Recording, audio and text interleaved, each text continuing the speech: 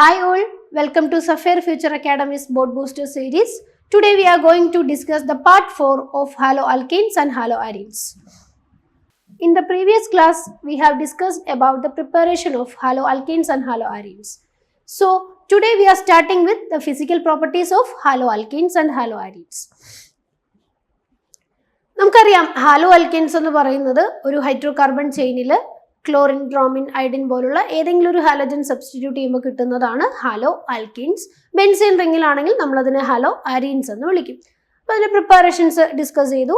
ഇന്ന് ഫിസിക്കൽ പ്രോപ്പർട്ടീസിൽ നമുക്ക് പറയേണ്ടത് melting point, boiling point, density and സോല്യൂബിലിറ്റി.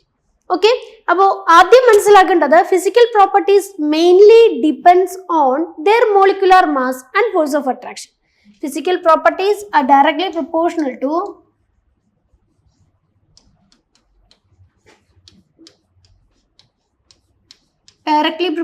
to molecular mass and also directly proportional to force of attraction. ഏത് physical property പറഞ്ഞാലും നമ്മൾ ഇതിന്റെ ബേസ് ചെയ്തുകൊണ്ടേ പറയുള്ളൂ. ആദ്യം മോളിക്കുലർ മാസ് നോക്കും, മോളിക്കുലർ മാസിന് ശേഷം അവർക്കിടയിലുള്ള ഫോഴ്സ് ഓഫ് അട്രാക്ഷനും കൂടി നോക്കി വേണം നമുക്ക് ഫിസിക്കൽ പ്രോപ്പർട്ടീസ് ഡിസ്കസ് ചെയ്യാൻ.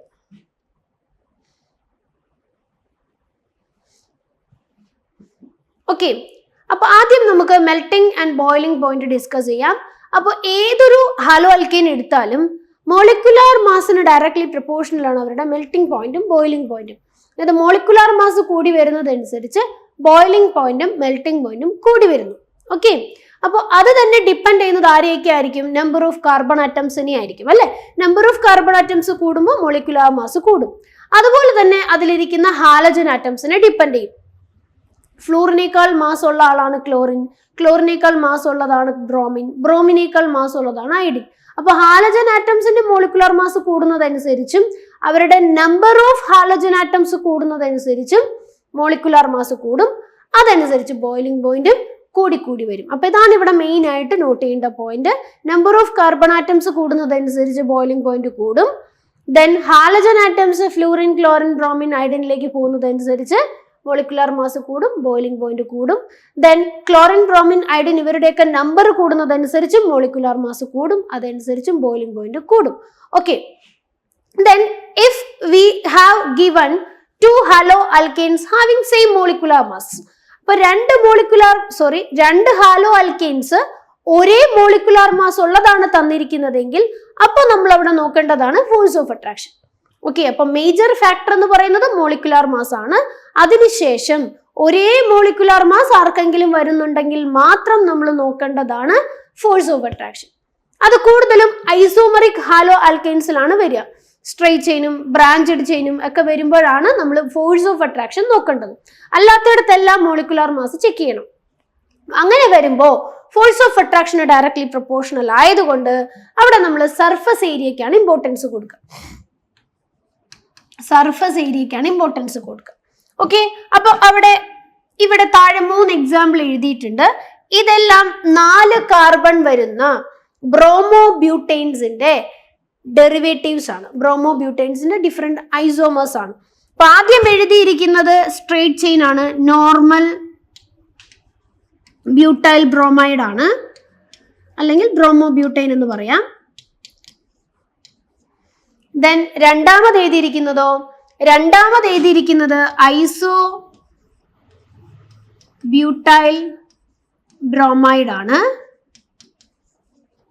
ഇതിന്റെ ഒരു ഐസോമർ ആണ്, ചെയിൻ ഐസോമർ ആണ്. ദെൻ മൂന്നാമത് എഴുതിയിരിക്കുന്നത് ടെറിഷ്യറി ബ്യൂട്ടൈൽ ബ്രോമൈഡ് ആണ്. ഇവിടെ എല്ലാവരുടെയും number of carbon atoms same ആണ്, അതുപോലെ തന്നെ ഹാലജൻ ആറ്റവും സെയിം ആണ്. Therefore, ഇത് മൂന്നിനും ഉള്ളത് സെയിം മോളിക്കുലാർ മാസ് ആണ്.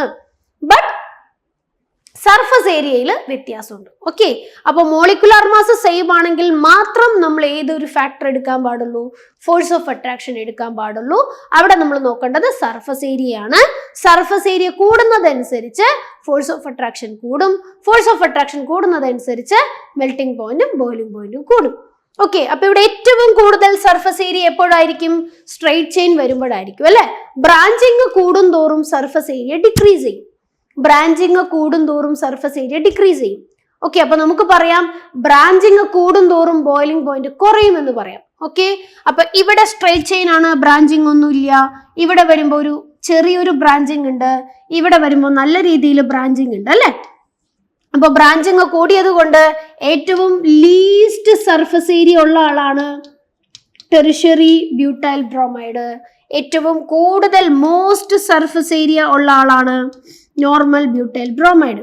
ഓക്കെ, അപ്പോ ഈ മൂന്നെണ്ണത്തിൽ ഏറ്റവും കൂടുതൽ ബോയിലിംഗ് പോയിന്റ് വരുന്നത് നോർമൽ ബ്യൂട്ടൈൽ ബ്രോമൈഡിനാണ്.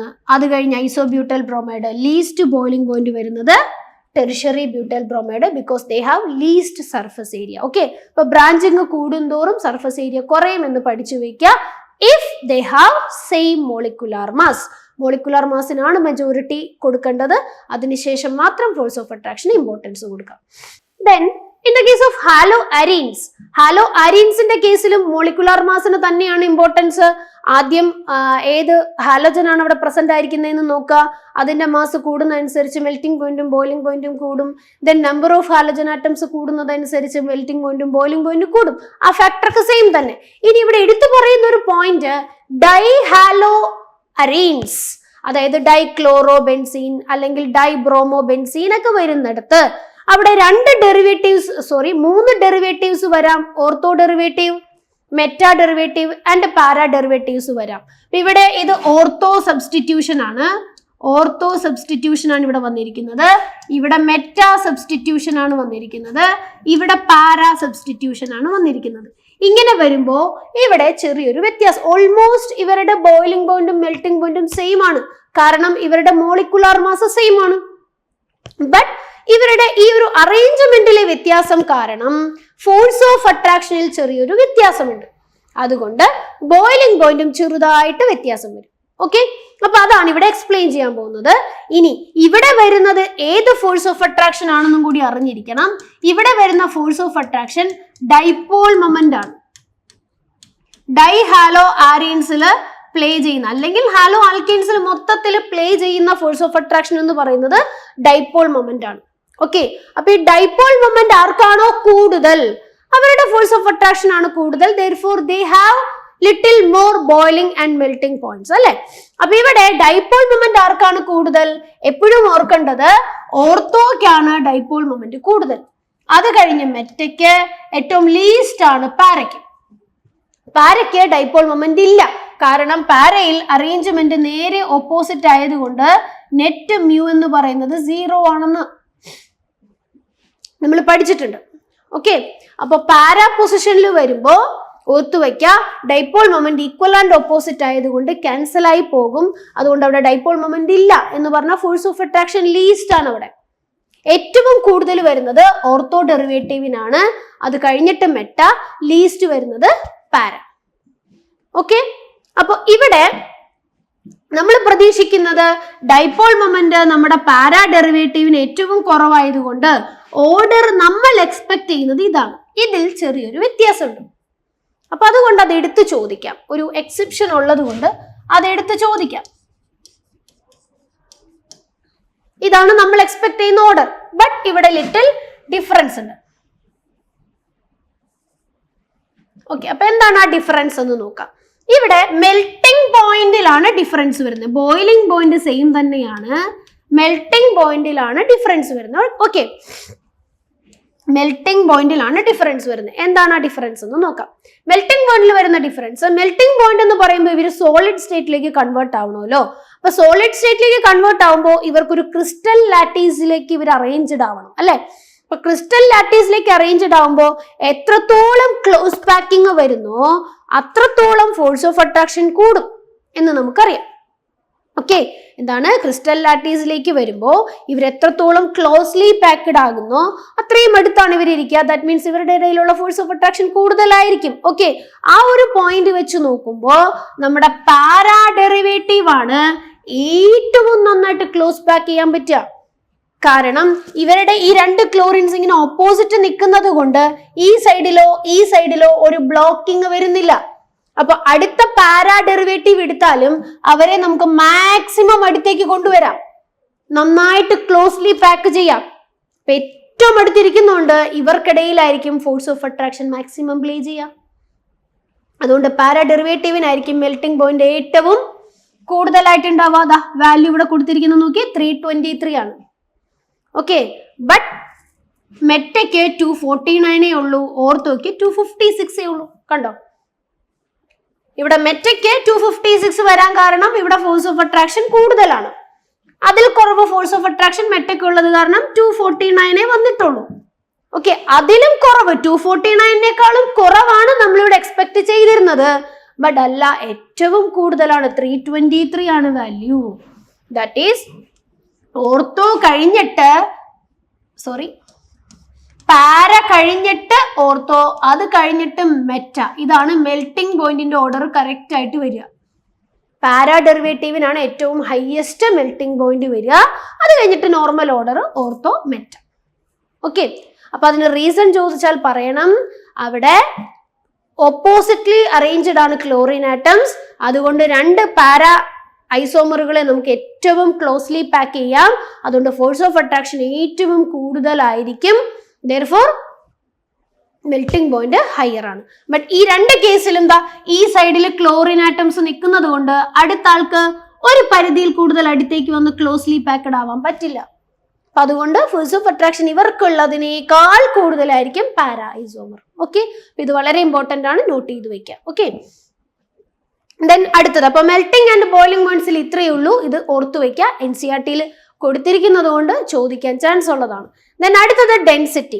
ഡെൻസിറ്റിയുടെ കാര്യം പറയുമ്പോഴും ഞാൻ നേരത്തെ പറഞ്ഞതുപോലെ തന്നെ മോളിക്കുലാർ മാസ് കൂടുന്നതനുസരിച്ച് ഡെൻസിറ്റി കൂടും. Density is directly proportional to mass ആണല്ലോ. അപ്പൊ അതുകൊണ്ട് നമ്പർ ഓഫ് കാർബൺ ആറ്റംസും ഹാലജൻ ആറ്റംസും ഒക്കെ കൂടുന്നതനുസരിച്ച് ഡെൻസിറ്റി കൂടും. അവിടെ വേറെ എക്സെപ്ഷൻസ് ഒന്നും ഇല്ല. ദെൻ അടുത്തത് സോലുബിലിറ്റി ആണ്. സോലുബിലിറ്റി പറയുമ്പോ ഈ സോലുബിലിറ്റി ഓഫ് ഹാലോ ആൽക്കെയിൻസ് വളരെ കുറവാണ് വാട്ടറിൽ. നമ്മുടെ കോമൺ സോൾവെന്റ് എന്ന് പറയുന്നത് വാട്ടർ ആണ്.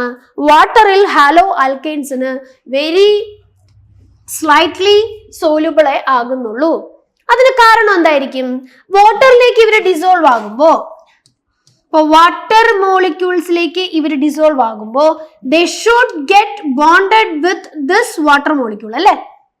ഓക്കെ, അപ്പൊ പഴയ ബോണ്ടുകൾ, അതായത് ഈ ഹാലോ ആൽക്കെയിൻസിനിടയിലുള്ള ചില ബോണ്ടുകൾ ബ്രേക്ക് ചെയ്തിട്ട് വേണം ഇവർക്ക് വാട്ടറുമായിട്ട് ബോണ്ട് ഫോം ചെയ്യാനായിട്ട് അല്ലെ.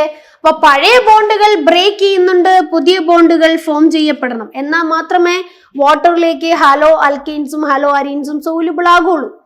ഓക്കെ, അപ്പൊ പഴയ ബോണ്ടിനേക്കാൾ ഇത് സ്ട്രോങ് ബോണ്ടും, പഴയ ബോണ്ട് സ്ട്രോങ് ബോണ്ടും വാട്ടറുമായിട്ട് ഫോം ചെയ്യുന്ന new bond വീക്കുമാണ്.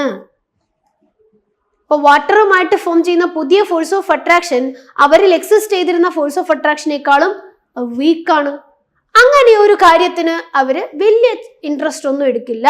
That means hello alkanes വെള്ളത്തിലേക്ക് സ്ലൈറ്റ്ലി സോലുബിൾ ആണ്. Because the newly formed force of attractions will be very weak than already existing force of attraction. Therefore, halo alkanes are very slightly soluble in water, but they are highly soluble in organic solvents. Organic solvents our soluble ആവും. കാരണം hello ആൽക്കൈൻസിലുള്ള അത്രയും തന്നെ strong force of attraction അവർക്ക് organic സോൾവെന്റ്സുമായിട്ട് create ചെയ്യാൻ പറ്റുന്നത് കൊണ്ട് ഇവർക്ക് organic സോൾവെന്റ്സിലുള്ള solubility വളരെ കൂടുതലാണ്. ഓക്കെ, അപ്പൊ ഇതാണ് സോലുബിലിറ്റിയുടെ കാര്യത്തിൽ പറയാനുള്ളത്. ദെൻ ഒരു കാര്യം കൂടി മനസ്സിലാക്കി വെക്കുക, ചെയിനിന്റെ ലെങ്ത് കൂടുന്നതനുസരിച്ച് സോലുബിലിറ്റി കുറയുവാണ് കേട്ടോ. അതായത് മീഥൈൽ ക്ലോറൈഡ് സോലുബിൾ ആവുന്നത് പോലെ ഈഥൈൽ ക്ലോറൈഡ് സോലുബിൾ ആവില്ല. ഈഥൈൽ ക്ലോറൈഡിനേക്കാൾ ലെസ് സോലുബിലിറ്റി ആയിരിക്കും പ്രൊപ്പൈൽ ക്ലോറൈഡിന്. ചെയിനിന്റെ ലെങ്ത് കൂടുന്നതനുസരിച്ച് സോലുബിലിറ്റി കുറയുവാണ് ചെയ്യുന്നത്. കാരണം ഈ ചെയിൻ എന്ന് പറയുന്നത് ഹൈഡ്രോഫോബിക് ആണ്. ഓക്കെ, ഹൈഡ്രോഫോബിക് പാർട്ട് അവിടെ വലുതായി വരുവാണ്. അപ്പൊ ഇവർക്ക് വാട്ടറിലേക്കുള്ള അഫിനിറ്റി ഡിക്രീസ് ചെയ്ത് വരും. അതുകൊണ്ട് ചെയിൻ വലുതാകും തോറും സോലുബിലിറ്റി ഡിക്രീസസ്. അതുകൂടി ഒന്ന് ഓർത്തു വെച്ചേക്കും. ഓക്കെ, അപ്പൊ ഇവിടെ ഒരു ക്വസ്റ്റ്യൻ നമുക്കൊന്ന് സോൾവ് ചെയ്ത് നോക്കാം. Arrange the following compounds in the order of increasing boiling points. 2 question ഉണ്ട്. ആദ്യത്തത് ബ്രോമോമീഥെയിൻ, ബ്രോമോഫോം, ക്ലോറോമീഥെയിൻ, ഡൈബ്രോമോമീഥെയിൻ. ഓക്കെ, അപ്പൊ എല്ലാം മീഥെയിൻ ആണെന്ന് കണ്ടല്ലോ. ബ്രോമോഫോം എന്ന് പറഞ്ഞ എന്തായിരുന്നു? ബ്രോമോഫോം എന്ന് പറഞ്ഞു കഴിഞ്ഞാൽ CHBr3 3 ബ്രോമിൻ സബ്സ്റ്റിറ്റ്യൂട്ട് ചെയ്യുമ്പോഴാണ് അത് ബ്രോമോഫോം ആവുന്നത്. ദെൻ ഡൈബ്രോമോമീഥെയിൻ എന്ന് പറയുമ്പോൾ നിങ്ങൾക്കറിയാം CH2Br2 ആണ് ഡൈബ്രോമോമീഥെയിൻ. ദെൻ ക്ലോറോമീഥെയിൻ എന്ന് പറയുന്നത് CH3Cl ആണ്. ബ്രോമോമീഥെയിൻ എന്ന് പറയുമ്പോൾ CH3Br ആണ്. അപ്പൊ ഇവിടെ എല്ലാവരുടെയും അടുത്ത് ഒരു കാർബൺ ആണുള്ളത്. അപ്പൊ ഇനി ഇവിടെ നമുക്ക് നോക്കേണ്ടത് ഹാലജൻ ആറ്റംസ് ആണ്. ഹാലജൻ ആറ്റംസിന്റെ നമ്പർ കൂടുന്തോറും മോളിക്കുലാർ മാസ് കൂടും.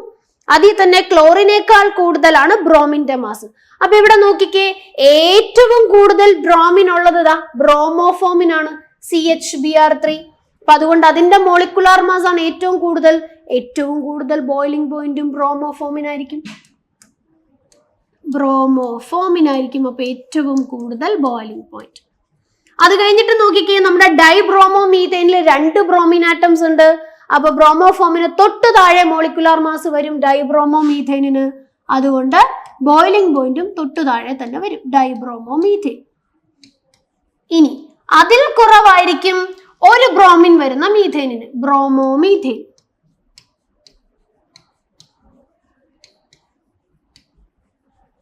ഇനി ഏറ്റവും കുറവായിരിക്കും ക്ലോറോമീഥെയിനിന്, കാരണം ക്ലോറിന്റെ മോളിക്കുലാർ മാസ് ഇവരെല്ലാവരെക്കാളും കുറവായത് ക്ലോറോമീഥെയിൻ. ഇതായിരിക്കും അപ്പൊ ആദ്യത്തെ സെറ്റിന്റെ ഓർഡർ. ക്ലോറോമീഥെയിൻ ലെസ്സർ ആണ്, അതിനേക്കാൾ കൂടുതലാണ് ബ്രോമോമീഥെയിൻ, അതിലും കൂടുതലാണ് ഡൈബ്രോമോമീഥെയിൻ, ഏറ്റവും ഹയസ്റ്റ് ആണ് ബ്രോമോഫോം വിച്ച് ഈസ് ട്രൈബ്രോമോമീഥെയിൻ. ഓക്കെ, ഇനി അടുത്തതോ രണ്ടാമത്തെ സെറ്റ് പറയുമ്പോഴോ, രണ്ടാമത്തെ സെറ്റിൽ എന്തൊക്കെയാ തന്നിരിക്കുന്നത് നോക്കാം. 1 ക്ലോറോപ്രോപ്പൈൻ, ഐസോപ്രോപ്പൈൽ ക്ലോറൈഡ്, 1 ക്ലോറോബ്യൂട്ടെയിൻ. അപ്പൊ അവിടെ ശ്രദ്ധിക്കേണ്ടത് ക്ലോറോപ്രോപ്പൈനും ഐസോപ്രോപ്പൈൽ ക്ലോറൈഡും ഐസോമേഴ്സ് ആണ്. അപ്പൊ അവർക്ക് ഒരേ മാസാണ്, ഐസോമേഴ്സിന് ഒരേ മാസാണ്. ബട്ട് ഇവിടെ ഒരെണ്ണം തന്നിരിക്കുന്നത് 1 ക്ലോറോബ്യൂട്ടെയിൻ ആണ്. പ്രൊപ്പൈനിൽ 3 കാർബണേ ഉള്ളൂ, ബ്യൂട്ടെയിനിൽ 4 കാർബൺ ഉണ്ട്. അപ്പൊ അയാൾക്കല്ലേ മാസ് കൂടുതൽ. അപ്പൊ ബോയിലിംഗ് പോയിന്റും കൂടുതൽ 1 ക്ലോറോബ്യൂട്ടെയിനാണ്.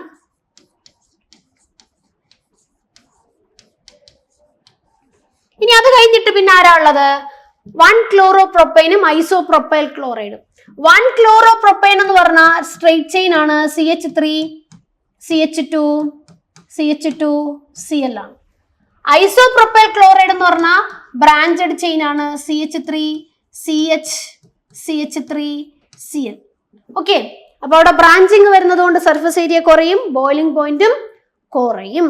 അപ്പൊ ഇപ്പൊ ഈ രണ്ടെണ്ണത്തിൽ കുറവ് ബോയിലിംഗ് പോയിന്റ് ഐസോപ്രോപ്പൈലിനാണ്, അതിൽ കൂടുതലാണ് 1 ക്ലോറോപ്രോപ്പൈൻ. അപ്പൊ 1 ക്ലോറോബ്യൂട്ടെയിൻ കഴിഞ്ഞു കഴിഞ്ഞാൽ 1 ക്ലോറോപ്രോപ്പൈനിനാണ് ബോയിലിംഗ് പോയിന്റ് ഹയസ്റ്റ് വരിക. അതിൽ ഏറ്റവും ലോവസ്റ്റ് ആണ് ഐസോപ്രോപ്പൈൽ ക്ലോറൈഡ് അല്ലെങ്കിൽ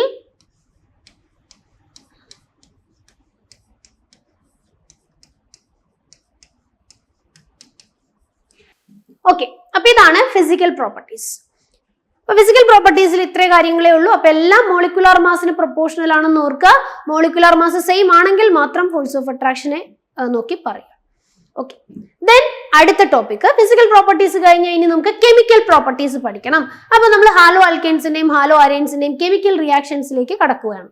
അപ്പോൾ നമ്മുടെ ഹാലോ ആൽക്കെയിൻസ് തരുന്ന ആദ്യം നമുക്ക് പഠിക്കാനുള്ളത് റിയാക്ഷൻസ് ഓഫ് ഹാലോ ആൽക്കെയിൻസ് ആണ്. അതിനുശേഷം നമുക്ക് റിയാക്ഷൻസ് ഓഫ് ഹാലോ അരൈൻസ് പഠിക്കണം. ഓക്കെ, അപ്പൊ now we are moving to the reactions of halo alkanes. Halo ആൽക്കെയിൻസിന്റെ റിയാക്ഷൻസിലേക്കാണ് പോകുന്നത്. അപ്പൊ ഹാലോ ആൽക്കെയിൻസ് 3 ടൈപ്പ് റിയാക്ഷൻസ് തരും കേട്ടോ. Nucleophilic substitution reaction, elimination reaction and reaction with metals. ഇത് 3 നമുക്ക് പഠിക്കാനുണ്ട്. Nucleophilic substitution reactions, elimination reactions and reaction with metals. ഇത് 3 പഠിക്കണം. അതിൽ നമ്പർ 1 ആണ് നമ്മൾ പഠിക്കാൻ പോകുന്നത്, which is nucleophilic substitution reactions. ഈ ചാപ്റ്ററിൽ നിന്ന് ഏറ്റവും ഇമ്പോർട്ടന്റ് ആയിട്ട് പരീക്ഷയ്ക്ക് ചോദിക്കുന്ന ഒരു ഏരിയയാണ് ന്യൂക്ലിയോഫിലിക് സബ്സ്റ്റിറ്റ്യൂഷൻ റിയാക്ഷനും അതിന്റെ മെക്കാനിസവും. ഓക്കെ, അപ്പൊ നമ്മൾ ഏറ്റവും ഇമ്പോർട്ടന്റ് ആയിട്ടുള്ള ഒരു ടോപ്പിക്കിലേക്ക് തന്നെയാണ് പോകുന്നത്. ഓക്കെ, അപ്പൊ എന്താണ് ന്യൂക്ലിയോഫിലിക് സബ്സ്റ്റിറ്റ്യൂഷൻ റിയാക്ഷൻ എന്ന് നോക്കാം. അപ്പോൾ നമ്മുടെ കയ്യിൽ ഒരു ഹാലോ ആൽക്കീൻ ഉണ്ട്, RCH2 എക്സ് എന്ന് പറയുന്ന ഒരു ഹാലോ ആൽക്കെയിൻ നമ്മുടെ അടുത്തുണ്ട്. ഓക്കെ, അപ്പൊ ഇവിടെ ഓൾറെഡി ഒരു ഹാലോ ആൽക്കെയിൻ, ഇത് ഇലക്ട്രോൺ റിച്ച് സ്പീഷീസ് ആണെന്നറിയാം. അതുകൊണ്ട് നമ്മൾ ഇതിനെ എക്സിനെ നമുക്ക് എന്ത് വിളിക്കാം? ന്യൂക്ലിയോഫൈൽ എന്ന് വിളിക്കാം അല്ലെ. ഇലക്ട്രോൺ റിച്ച് സ്പീഷീസുകളെ എല്ലാം നമുക്ക് ന്യൂക്ലിയോഫൈൽ എന്ന് വിളിക്കാം. NU- എന്നാണ് കേട്ടോ ന്യൂക്ലിയോഫൈലിനെ കാണിക്കുന്ന മൈനസ് ചാർജ് ഉള്ള ഇലക്ട്രോൺ റിച്ച് ആയിട്ടുള്ള സ്പീഷീസ്, ദാറ്റ് ഈസ് ന്യൂക്ലിയോഫൈൽ. അപ്പൊ NU- ഓർത്ത് വെച്ചാൽ മതി. ഓക്കെ, അപ്പൊ ന്യൂക്ലിയോഫൈൽ ആണ് എഗ്സ് എന്ന് പറയുന്ന ആള്. ഹാലജൻസ് എല്ലാം ന്യൂക്ലിയോഫൈൽസ് ആണ്. ഇതിലേക്ക് ഞാൻ വേറൊരു ന്യൂക്ലിയോഫൈലിനെ ഇൻട്രൊഡ്യൂസ് ചെയ്യുന്നു. Through A reagent, through an attacking reagent ഞാനൊരു ന്യൂക്ലിയോഫൈലിനെ പുറത്തുനിന്ന് കൊണ്ടുവരുവാണ്. അപ്പൊ ഞാൻ ഇവിടെ അതിന് എക്സാമ്പിൾ എഴുതാം, OH-. അപ്പൊ ഇതും ഒരു ന്യൂക്ലിയോഫൈൽ ആണ്. ഓക്കെ, ഇതും ഒരു ന്യൂക്ലിയോഫൈൽ ആണ്. OH- ഒരു ന്യൂക്ലിയോഫൈൽ ആണ്. ഓക്കെ, അപ്പൊ ഇതില് ഈ എഗ്സ് എന്ന് പറയുന്ന ആള് വീക്ക് ന്യൂക്ലിയോഫൈലും വരുന്ന ആള് സ്ട്രോങ് ന്യൂക്ലിയോഫൈലുമാണെങ്കിൽ ഈ X- ഇവിടുന്ന് ബോണ്ട് ബ്രേക്ക് ചെയ്യിച്ച് പറഞ്ഞു വിട്ടിട്ട് നമ്മുടെ സ്ട്രോങ് ന്യൂക്ലിയോഫൈല് അവിടെ പുതിയ ബോണ്ട് ഫോം ചെയ്യും. അതായത് വീക്ക് ന്യൂക്ലിയോഫൈല് ലീവ് ചെയ്യും, സ്ട്രോങ് ന്യൂക്ലിയോഫൈല് ബോണ്ട് ചെയ്യും. അപ്പൊ ഒരു ന്യൂക്ലിയോഫൈലിനെ സബ്സ്റ്റിറ്റ്യൂട്ട് ചെയ്ത് വേറൊരു ന്യൂക്ലിയോഫൈല് കയറുന്നു അല്ലെ, സബ്സ്റ്റിറ്റ്യൂട്ട് ചെയ്യുവാണ്. ഒരാൾക്ക് പകരം വേറൊരാൾ വരുവാണ്, ഒരേപോലത്തെ ആൾക്കാരാണ് വരുന്നത്. അങ്ങനെയുള്ള റിയാക്ഷൻസിനെ നമ്മൾ വിളിക്കുന്നതാണ് സബ്സ്റ്റിറ്റ്യൂഷൻ റിയാക്ഷൻസ്. അത് ന്യൂക്ലിയോഫൈലുകൾ സബ്സ്റ്റിറ്റ്യൂട്ട് ചെയ്യപ്പെടുന്നത് കൊണ്ട് ന്യൂക്ലിയോഫിലിക് സബ്സ്റ്റിറ്റ്യൂഷൻ റിയാക്ഷൻ എന്ന് വിളിക്കും. ഓക്കെ, അപ്പൊ ഇവിടെ എക്സ് പോയിട്ട് എന്ത് വരും? RCH2OH എന്ന് പറയുന്ന കോമ്പൗണ്ട് ആയിട്ട് അത് മാറും. ഇതുപോലെ ഒരു ന്യൂക്ലിയോഫൈല് പോയി വേറൊരു ന്യൂക്ലിയോഫൈല് വരുന്നതിനെയാണ് നമ്മൾ ന്യൂക്ലിയോഫിലിക് സബ്സ്റ്റിറ്റ്യൂഷൻ എന്ന് വിളിക്കുന്നത്. ഓക്കെ, അപ്പൊ അതിന്റെ പിക്ചറൈസേഷൻ ആണ് ഞാൻ ഇവിടെ കാണിച്ചിരിക്കുന്നത്. നോക്കിക്കേ, ഇതൊരു ന്യൂക്ലിയോഫൈല്, ഇവിടെ എക്സ് ഉണ്ട്. ഈ ന്യൂക്ലിയോഫൈല് പയ്യെ നമ്മുടെ കോമ്പൗണ്ടിനെ അറ്റാക്ക് ചെയ്യുന്ന സമയത്ത് ഈ എക്സ് ഇവിടുന്ന് ലീവ് ചെയ്ത് പോകും. കണ്ടോ? അപ്പൊ ഇവിടെ ഇപ്പോ ന്യൂക്ലിയോഫൈൽ ആണ് ബോണ്ട് ചെയ്തിരിക്കുന്നത്, X- ലീവ് ചെയ്തു. അപ്പൊ ഇതിനെ നമുക്ക് ലിവിങ് ഗ്രൂപ്പ് എന്ന് വിളിക്കാം കേട്ടോ. ലിവിങ് ഗ്രൂപ്പ് എന്ന് വിളിക്കാം. X- is A living group.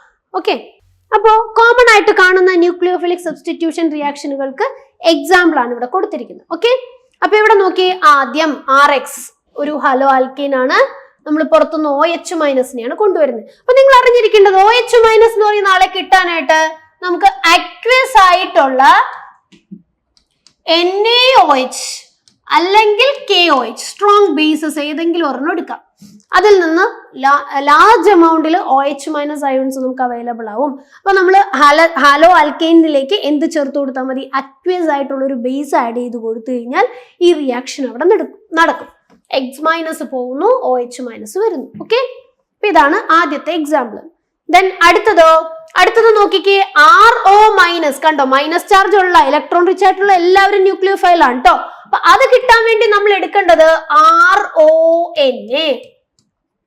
പിന്നെ നമ്മൾ എന്ത് വിളിക്കും? സോഡിയം ആൽക്കോക്സൈഡ് എന്ന് വിളിക്കും കേട്ടോ. Sodium alkoxide, RO- Na+. ഇങ്ങനെ ഒരാളെയാണ് നമ്മൾ ഈ മീഡിയത്തിലേക്ക് ചേർത്ത് കൊടുക്കണമെങ്കിൽ അവിടെ ധാരാളം RO- ഉണ്ടാവും.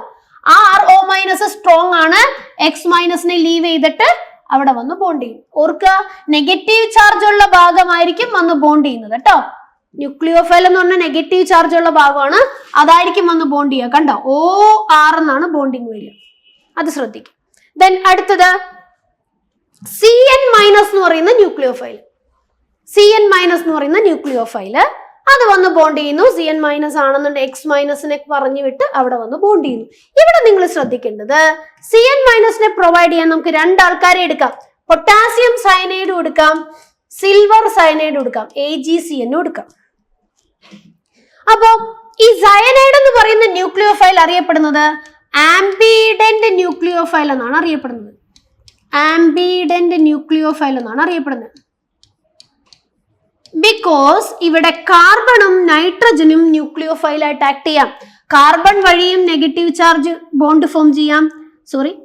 ഇപ്പൊ ഞാൻ കാണിച്ചതനുസരിച്ച് നൈട്രജൻ വഴിയും ന്യൂക്ലിയോഫൈൽ ബോണ്ട് ക്രിയേറ്റ് ചെയ്യാം, കാർബൺ വഴിയും സെയിം ന്യൂക്ലിയോഫൈൽ ബോണ്ട് ക്രിയേറ്റ് ചെയ്യാം. രണ്ടാൾക്കും ന്യൂക്ലിയോഫൈൽ അറ്റാക്ക് ആയിട്ട് റിയാക്ട് ചെയ്യാനുള്ള കഴിവുണ്ട്. അങ്ങനെ രണ്ട് സെന്ററുകളുള്ള ന്യൂക്ലിയോഫിലിക് സെന്റർ രണ്ടെണ്ണമുള്ള ആൾക്കാരെ നമ്മൾ വിളിക്കുന്നതാണ് ആംബിഡന്റ് ന്യൂക്ലിയോഫൈൽസ്.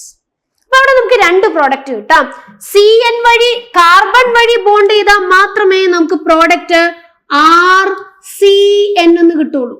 ഇവിടെ നോക്കിക്കേ, CN മൈനസ് വഴി ബോണ്ട് ചെയ്താലേ ആറിന്റെ അടുത്ത് ആര് വഴിയുള്ളൂ? C വരുള്ളൂ. അപ്പോഴാണ് നമുക്ക് RCN കിട്ടുക. ബട്ട് നൈട്രജൻ വഴിയാണ് ബോണ്ട് ചെയ്യുന്നതെങ്കിൽ നിങ്ങളൊന്ന് ആലോചിച്ച് നോക്കിയേ, NC ഇതാ നൈട്രജൻ വഴിയാണ് ബോണ്ട് ചെയ്യുന്നതെങ്കിൽ X പോകുമ്പോൾ അവിടെ ബോണ്ട് ചെയ്യുന്നത് നൈട്രോജൻ ആണ്. അപ്പൊ നമുക്ക് പ്രോഡക്റ്റ് വരുന്നത് എന്തായിരിക്കും? RNC എന്ന് പറയുന്ന കോമ്പൗണ്ട് ആയിരിക്കും നമുക്ക് പ്രോഡക്റ്റ് ആയിട്ട് വരിക. ഓക്കെ, RNC എന്ന് പ്രോഡക്റ്റ് വന്നു കഴിഞ്ഞാൽ അതിനെ നമ്മൾ ഐസോസയനൈഡ് എന്നാണ് വിളിക്കുക. CN വഴി ബോണ്ട് ഫോം ചെയ്താൽ മാത്രമേ നമുക്കതിനെ സയനൈഡ് അല്ലെങ്കിൽ നൈട്രൈൽ ഗ്രൂപ്പ് എന്ന് വിളിക്കാൻ പറ്റുള്ളൂ. സയനൈഡ് അല്ലെങ്കിൽ നൈട്രൈൽ ഗ്രൂപ്പ് എന്ന് വിളിക്കാൻ പറ്റുള്ളൂ. ഓക്കെ, നൈട്രജൻ വഴിയാണ് ബോണ്ട് ഫോം ചെയ്യണമെങ്കിൽ RNC ആണ് കിട്ടുക. അത് ഐസോസയനൈഡ് ആണ് ഫോം ചെയ്യുക. അപ്പൊ അതനുസരിച്ച് നമുക്ക് രണ്ട് പ്രോഡക്റ്റ് കിട്ടാം. ഈ രണ്ട് പ്രോഡക്റ്റ് കിട്ടണമെങ്കിൽ നമ്മൾ എടുക്കുന്ന ആൾക്കാരെ ശ്രദ്ധിക്കണം. ഓക്കെ, അപ്പൊ ഓർത്തു വെക്കാം, KCN ആണ് നമ്മൾ ചേർത്ത് കൊടുക്കുന്നതെങ്കിൽ KCN ആണ് ചേർത്ത് കൊടുക്കുന്നതെങ്കിൽ മാത്രം CN മൈനസ് അല്ലെങ്കിൽ സയനൈഡ് കിട്ടുള്ളൂ. AgCN ആണ് ചേർത്ത് കൊടുക്കണമെങ്കിൽ NC ആണ് ഫോം ചെയ്യുക. അതിൽ നിന്ന് നമുക്ക് കിട്ടുന്ന പ്രോഡക്റ്റ് ഐസോസയനൈഡ് ആയിരിക്കും. അപ്പൊ അതൊന്ന് ഓർത്തു വെക്കുക. സിൽവർ സയനൈഡ് എടുത്താൽ ഐസോസയനൈഡും പൊട്ടാസ്യം സയനൈഡ് എടുത്താൽ സയനൈഡുമായിരിക്കും നമുക്ക് ഇവിടെ പ്രോഡക്റ്റ് ആയിട്ട് വരിക. ഓക്കെ, ഇപ്പൊ സിൽവർ സയനൈഡ് എടുക്കുമ്പോൾ നമ്മുടെ പ്രോഡക്റ്റ് ആണ് RNC ഐസോസയനൈഡ്. ഓക്കെ, ആംബിഡന്റ് ന്യൂക്ലിയോഫൈലിന്റെ പ്രത്യേകതയാണ്.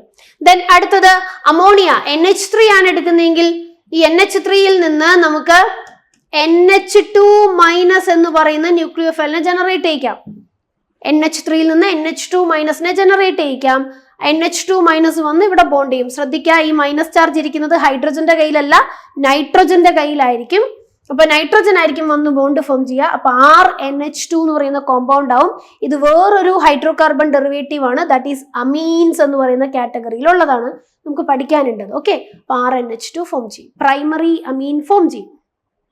ഓക്കെ, ഇനി ലാസ്റ്റ് വൺ, ഇപ്പൊ നമ്മൾ പറഞ്ഞ സയനൈഡിനെ പോലെ തന്നെ ആംബിഡന്റ് ന്യൂക്ലിയോഫൈൽ ആണ്. സയനൈഡിനെ പോലെ തന്നെ ആംബിഡന്റ് ന്യൂക്ലിയോഫൈൽ ആണ് NO2.